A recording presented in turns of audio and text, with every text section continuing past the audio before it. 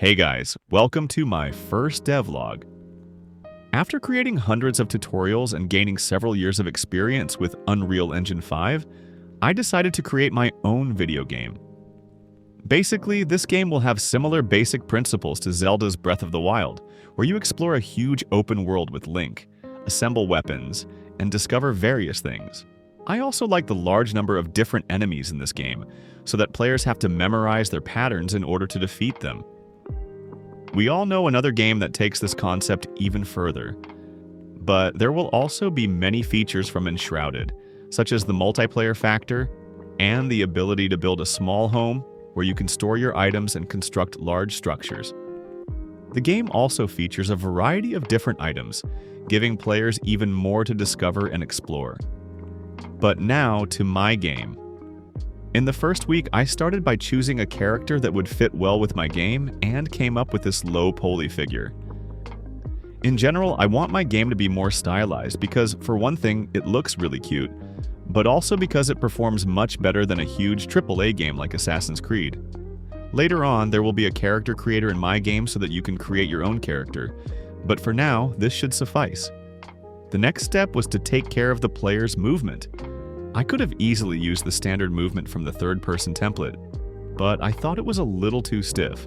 So I used the game animation sample from Epic Games, migrated it to my project, and put it into my player character, which makes the movement look much smoother than before.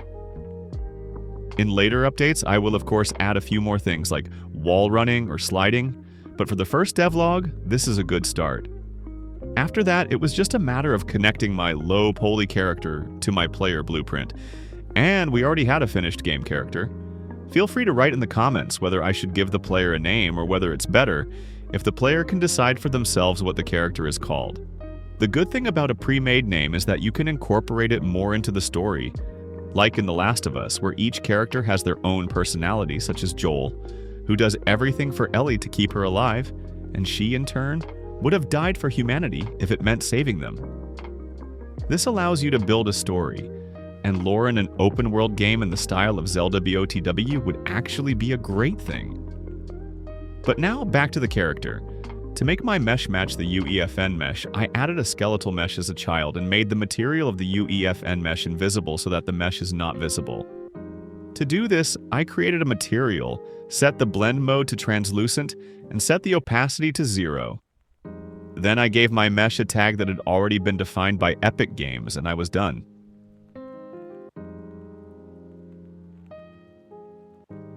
In the last step, I created a map on which the open world will be built later.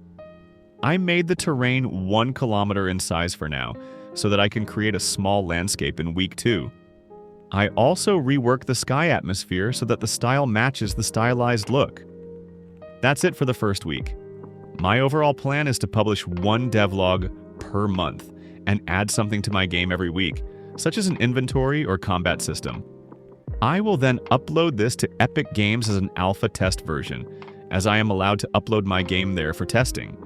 If you would like to test the game now or in the coming weeks but want to support my game because you think it has real potential, you can become a YouTube member for $29.99 and receive an Epic Games key, which will allow you to play the game in advance.